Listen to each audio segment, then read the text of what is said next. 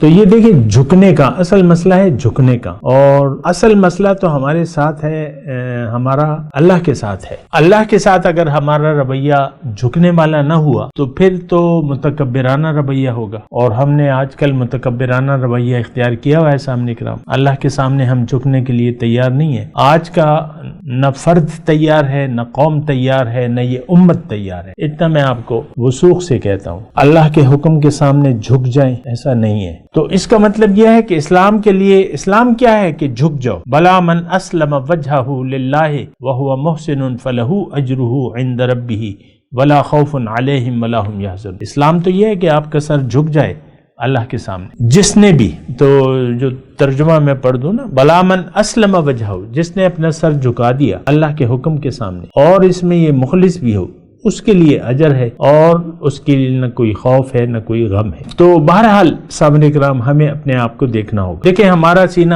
عام طور پہ، یعنی بالکل ہی عام طور پہ میں یہ آیت کہ ہمارا سینہ، آپ خود سوچیں سمجھیں کہ میرا سینہ اسلام کے لیے کھلا ہوا ہے کہ تنگ ہے؟ نہیں، تنگ ہے۔ ہم اپنی مرضی کے مطابق زندگی گزارنے کے لیے ہمارا سینہ کھلا ہوا ہے۔